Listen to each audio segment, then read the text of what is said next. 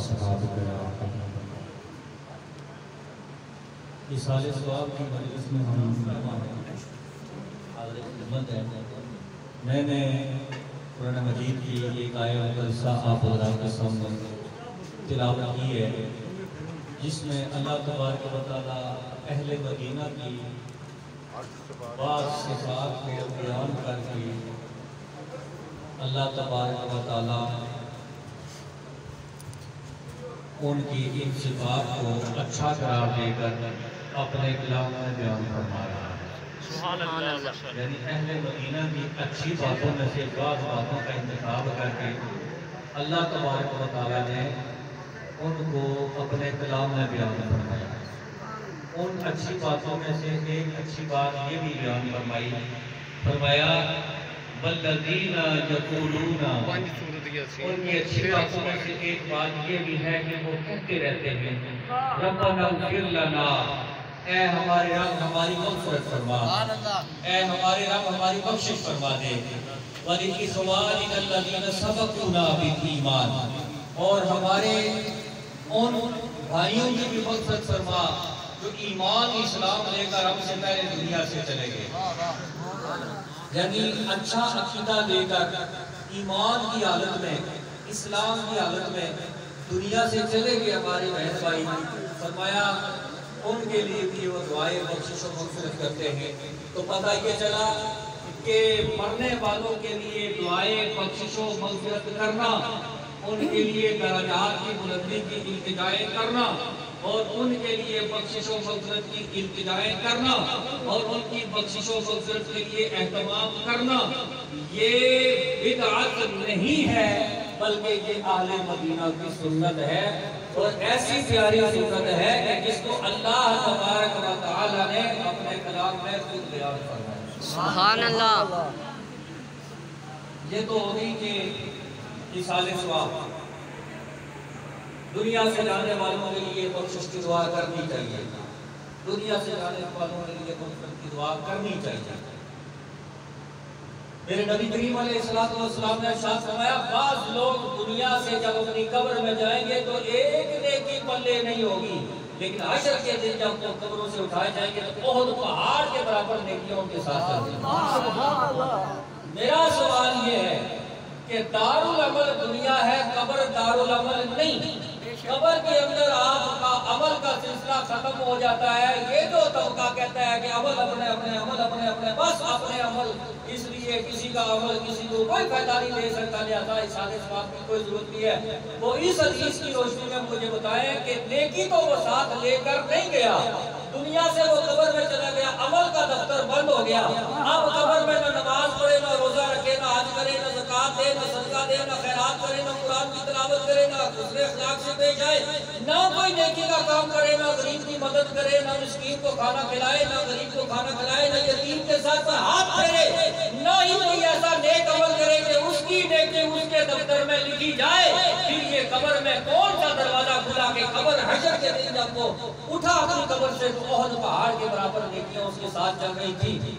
नबी पाक अलैहिस्सलाम ने फरमाया वो जब उठेगा अपनी नेकियों को देखेगा, फिर अपने अमल को देखेगा, वो कहेगा इलाही मैं तो खाली दामन आया था, मैं तो खाली हाथ आया था, मैं तो खाली झोली आया था, ये इतनी नेकियां मेरे पास कैसे आ गई? तो उसको बताया जाएगा कि इस्तग़फ़ार लिअख़ीका, फरमाया तूने तो कुछ नहीं किया, लेकिन पीछे रहने वाले तेरे लिए इस्तग़फ़ार करते रहे और तेरे लिए जमा होता रहा।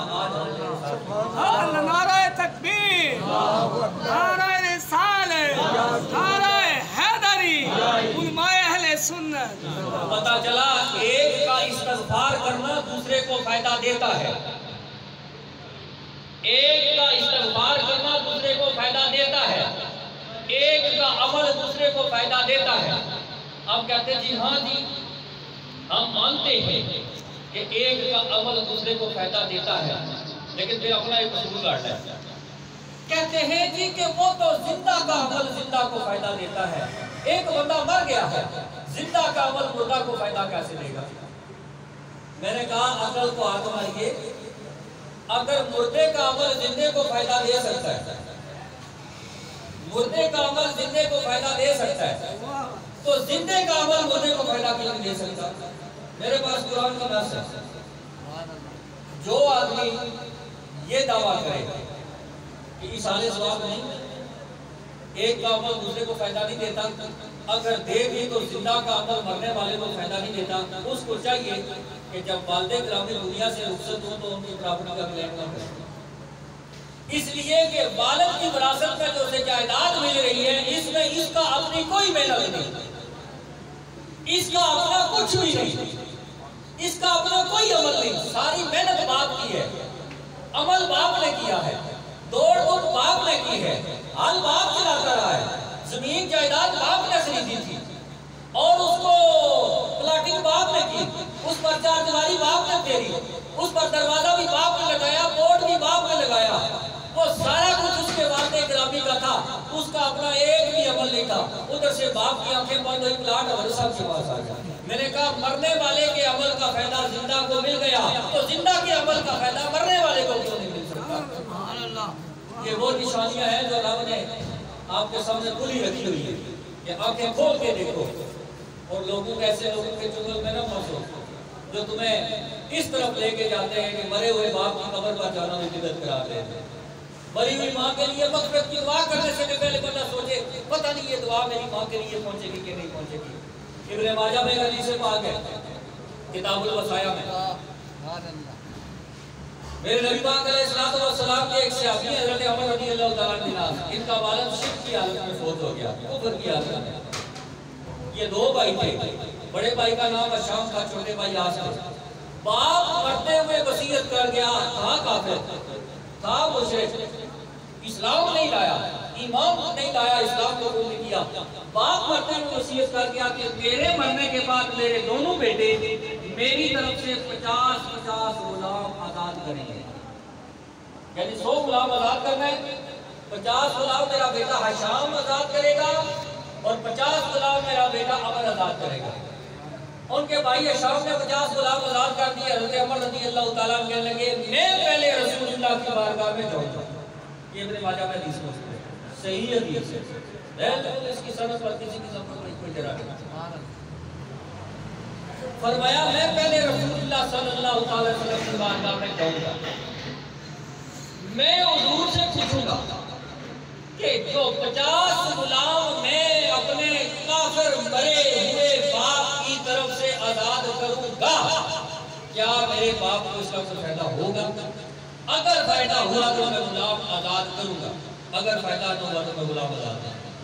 मैं गुलामों से बातों कर अब जनाब रसूल अकरम सल्लल्लाहु अलैहि वसल्लम की बारगाह अक़दस अनवर में जब वो सहाबी हाज़िर होकर सारा मसला अर्ज करते हैं तो मेरे नबी पाक अलैहिस्सलाम ने इरशाद फरमाया, तो हुजूर ने इरशाद फरमाया वो मेरा तेरा अकीदा भी है और क़यामत तक मेरे तेरे अकीदे पर मोहर भी लगी। हुजूर ने फरमाया है अमर इन्नहु लौ काना मुस्लिमन, अगर तेरा बाप मरा होता, अगर तेरा बाप मरा होता ऐसे आलम में कि वो मुसलमान होता, वो मुसलमान होता तो आता कुमान हो और हजत कुमान हो और तसद्दुक कुमान हो फबलगहु ज़ालिका, फरमाया अगर तेरा बाप मुसलमान मरा होता तो उसकी तरफ से तुम हज करते, वो भी तुम तक पहुंचता, उसकी तरफ से तुम उम्रा करते, उसकी तरफ से तुम हज उम्रे करते, वो भी तेरे बाप तक पहुंचता, उसकी तरफ से तुम सबके खैरात करते, वो भी तेरे बाप तक पहुंचता, और उसकी तरफ से तुम गुलाम आजाद करते, वो भी तेरे बाप तक पहुंचता।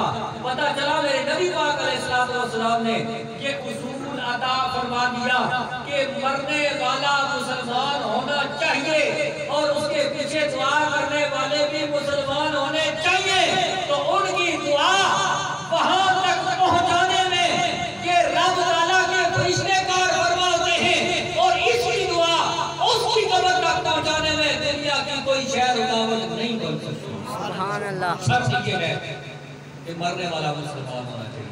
दूसरी शर्त ये है कि दुआ करने वाला मुसलमान होना चाहिए। जब मरने वाला भी मुसलमान, दुआ करने वाला भी मुसलमान, फरमाया दुनिया की कोई ताकत उसकी दुआ को उसकी कब्र में जाने से नहीं रोक सकती। आप जो लोग कहते हैं असम फातिहा कोई ना पढ़े, ना पढ़ लो, लेकिन हकीकत में तेरे पास फातिहा की साले सवाब इसका पढ़ने वाले को भी फायदा होता है और दुनिया से जाने वाले को भी फायदा होता है। लो जी साई शरीफ में एक हदीस है, वो हदीस पाक सुनिए। नबी करीम अलैहिस्सलाम के एक सहाबी एक मजलिस में बयान फरमा रहे हैं, फरमाते हैं मेरे आका अलैहिस्सलाम ने इरशाद फरमाया अल मय्यतु युअज़्ज़बु बिनियाहति अहलिही अलैहि। फरमाया मेरे नबी पाक अलैहिस्सलाम ने इरशाद फरमाया कि लोहा करने वालों के लोहे की वजह से मैयत को कब्र में अजाब होता है। बात समझ रहे हैं? अल मय्यतु युअज़्ज़बु बिनियाहति अहलिही अलैहि। फरमाया हुजूर ने फरमाया कि लोहा करने वाले उनके लोहे की वजह से मरने वाले को मैयत को कब्र में अजाब होता है। उस मजलिस में एक आदमी खड़ा हो गया।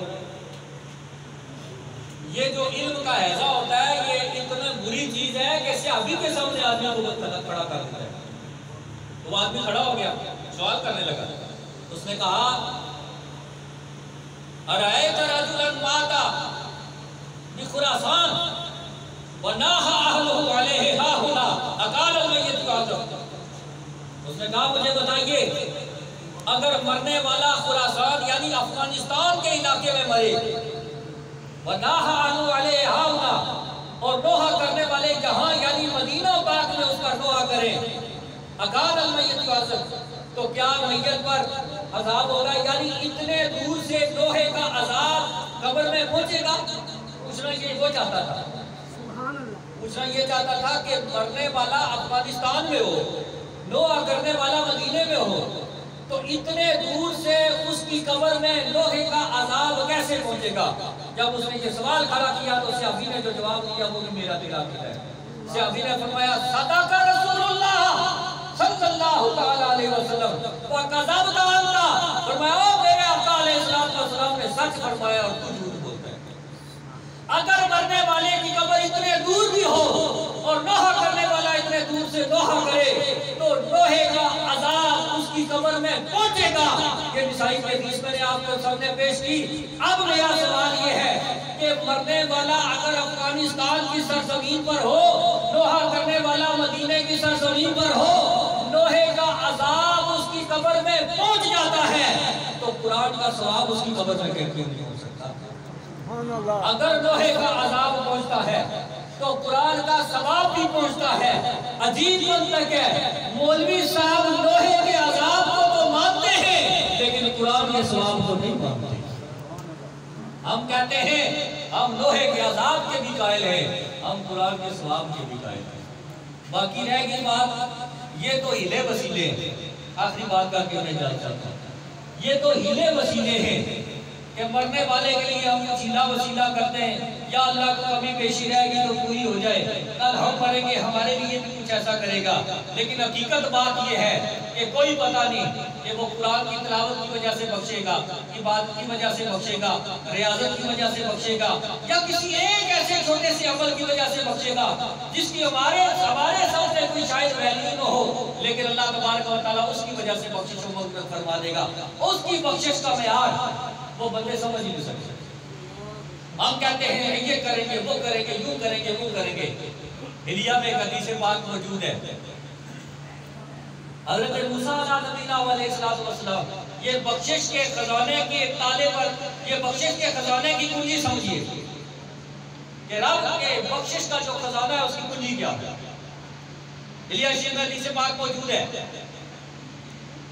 बनी इस्राइल में एक आदमी था, हज़रत मूसा अलैहिस्सलाम के दौर का। असल्लाहु ताला नियत असला, रिवायत में आता है कि उसने अल्लाह तबारक व तआला की 100 साल तक नाफरमानी की, और एक रिवायत में आता है 200 साल तक उसने अल्लाह ताला की नाफरमानी की। सुबह मार फिर वो मर गया। खाली अल्लाह का नाफरमान नहीं था, इतना बड़ा मुफक्किर था, इतना परवर था, इतना बड़ा शरीर था कि मखलूके खुदा उससे इतनी तंग थी कि पूरी कौम ने मिलकर फैसला किया कि इस बेईमान को न कफन देंगे, न दफन करेंगे, न जनाजा पढ़ेंगे। ताकि दुनिया वालों को पता चले कि रब का इतना बड़ा नाफरमान, जिससे रब की मखलूक इतनी तंग थी, उसको न ज़मीन ने कबूल किया, न उसको कफन दिया गया था। तो उन्होंने क्या किया? हदीस पाक में फ़अख़ज़ूहु बिरिजलिही, लोगों ने उसके टांगों से पकड़ा और घसीटना शुरू कर दिया। लो जी, गलियों में घसीट कर उसको ले जाया गया। मुनादी की जा रही है, ये वो बेईमान मर गया जिससे मखलूक खुदा तंग थी, इसको ना कफन दिया जाएगा, ना इसका जनाजा पढ़ा जाएगा, ना दफन किया जाएगा। फिर क्या किया? फरमाया फ़अल्क़ूहु फ़िल मज़बला, उसे कूड़े के ढेर में फेंक दिया और फेंक कर इत्मीनान करके वापस आ गए।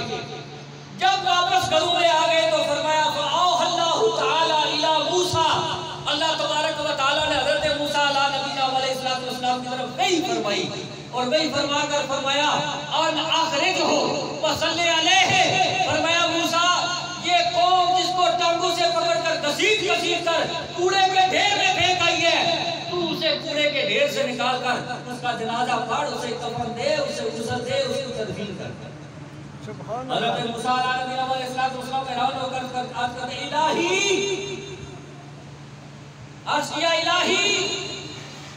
पूरी की पूरी बनी इस्राइल की कौम कद शहीदू अन्नहु अज़ाका मियत सना, पूरी की पूरी कौम ये गवाही देती है कि उसने तेरी 100 साल तक नाफरमानी की है।